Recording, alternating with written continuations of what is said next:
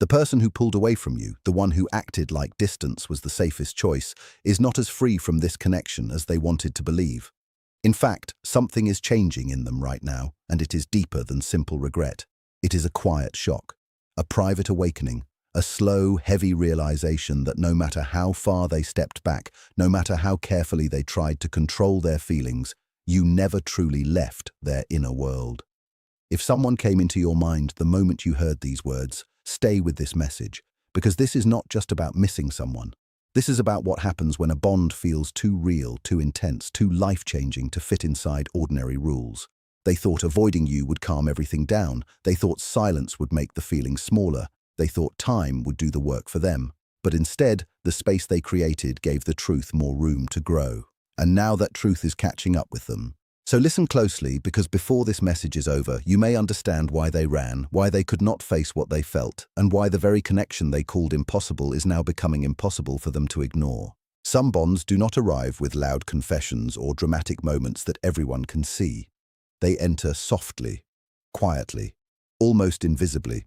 At first it feels like nothing more than a strange pull, a natural comfort, a sense that this person matters in a way you cannot fully explain. Then little by little, everything shifts. A short conversation stays in the mind longer than it should. A look begins to carry weight. Silence starts saying more than words. And before either person is ready to name it, something permanent has already started moving under the surface. That is the kind of connection this was for them. Not simple, not casual, not easy to place into a neat box. It crossed lines inside them that they had spent years keeping under control. It touched parts of their heart they had not allowed anyone to reach. And that is exactly why they pulled away. Not because you meant little, not because you were forgettable, not because the bond was weak. They stepped back because the bond was strong enough to shake the life they had built. This is the part many people get wrong, so really hear it. People do not avoid what means nothing. They avoid what threatens the structure of who they think they are. They avoid what could change them. They avoid what asks for honesty when they are still living by fear. For a long time, they kept telling themselves that distance was wisdom. They repeated the same reasons in their head until those reasons sounded true.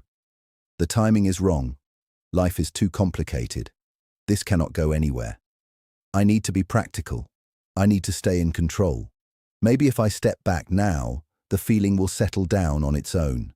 That was the story they held on to. It felt mature. It felt safe. It felt like the only smart option. But behind all of that logic was something much more raw. They were unsettled by how deeply you affected them. They were disturbed by the fact that your presence changed the air around them without trying. They noticed how their usual masks slipped near you, how their normal defenses felt weaker, how even your quietest energy reached places inside them they had kept hidden from everyone else. And because they were not ready to deal with what that exposed, they chose absence over truth. They chose control over openness. They chose distance over transformation. But here is the twist they did not expect. Avoidance did not protect them. It did not erase the bond. It did not return them to peace. It only drove the connection deeper into their private thoughts, where it could no longer be managed by appearance, routine, or distraction. If this already feels uncomfortably accurate, stay until the end, because the next part explains why the connection grew stronger after they left.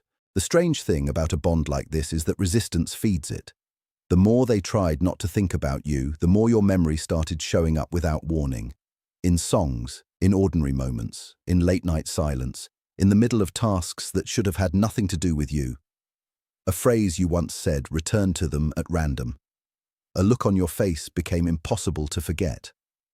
The simple way you existed around them began to feel louder in your absence than it ever did in your presence. They thought distance would create relief, but instead it created echo. And inside that echo, you became even more real. This was not the loud drama of obsession. It was something quieter and more unsettling. A constant awareness, a subtle pull, a feeling that something essential had been pushed away but not released. They started to realize that stepping back from you had not brought them back to themselves.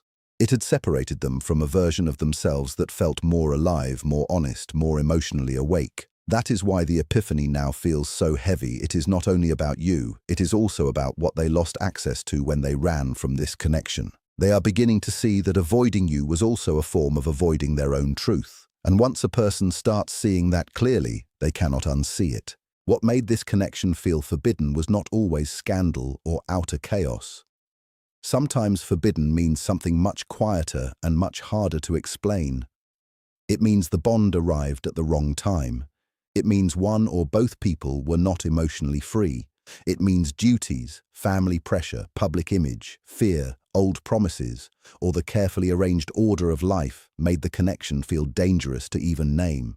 They may have looked at you and felt not temptation, but exposure, not confusion, but recognition.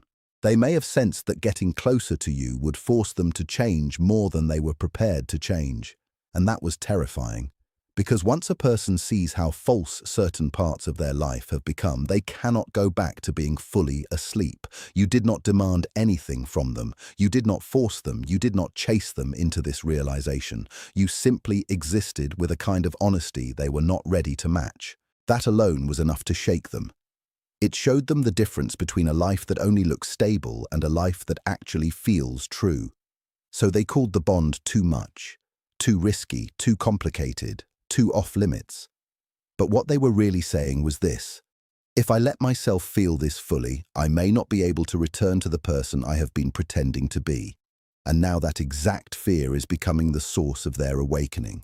The epiphany does not usually hit all at once. It arrives slowly, then suddenly. First, there is restlessness, a strange dissatisfaction, an emotional discomfort they cannot explain. Things that used to keep them busy no longer work the same way. Achievements feel flatter, conversations feel thinner, relationships that once seemed fine begin to feel strangely incomplete. Their normal routine starts losing its power to distract, and in those quiet gaps, your presence returns.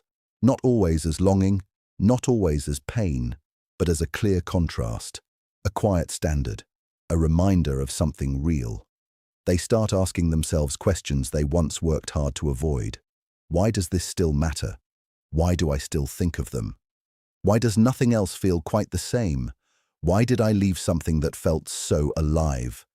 That is when the truth begins to move from the background into the center.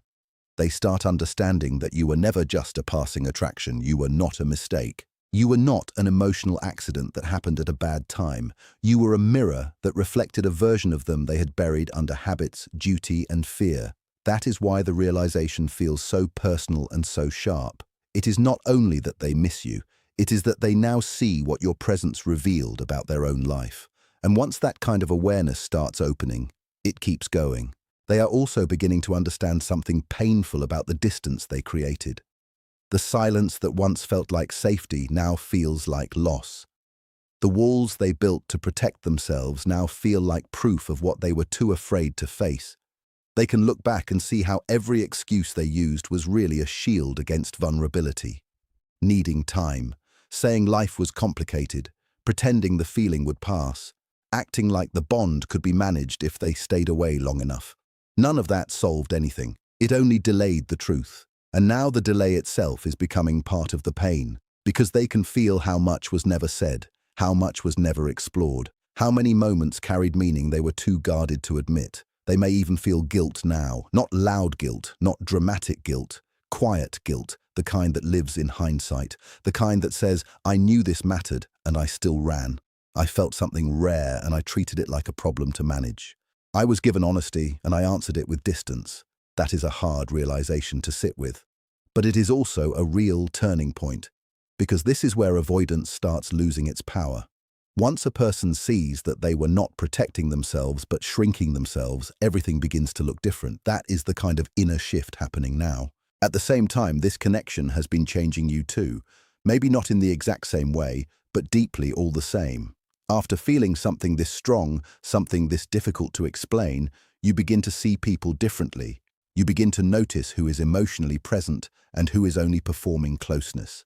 You begin to feel the difference between attention and depth, between attraction and alignment, between chemistry and truth.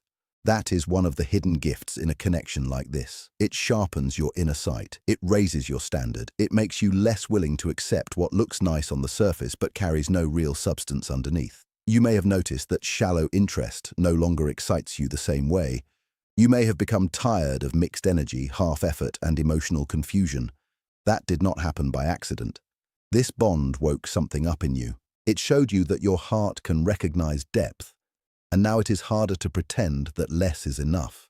So while they are waking up to what they avoided, you are waking up to what you deserve. That matters a lot. Because this story is not only about whether they realize your value, it is also about whether you keep honoring your own. And if this message is finding you at the right time, do not miss that point. The bond may be powerful, but your self-respect has to stay powerful too. That is why you cannot measure your worth by their avoidance. Their silence was never proof that you were not enough. Their fear was never a verdict on your value. The distance they created says more about the internal storm your presence awakened in them than it does about anything lacking in you. This is important, because many people in this kind of bond turn the whole story inward and make it about rejection. They start believing that if they had been more lovable, more available, more patient, more perfect, the other person would have stayed. But that is not the deeper truth here. The deeper truth is that real connection can frighten people who are not ready to live honestly. It can feel threatening to someone whose life depends on control. It can feel dangerous to someone who has built their whole identity around predictability, duty, or emotional distance. So if they pulled away, it may have been because you touched something too true, too clear, too undeniable for them to handle at that stage.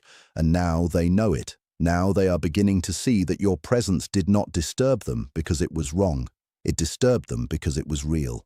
That is a very different story. And it is the kind of story that changes everything once it finally lands. So take a breath here. Let that sink in. Because the next part is where the quiet power shifts back into your hands. Your power in this connection was never in chasing, convincing, or trying to force clarity before the other person was ready. Your power was always in your presence, in your steadiness, in the way you held yourself without needing to beg for what should come freely.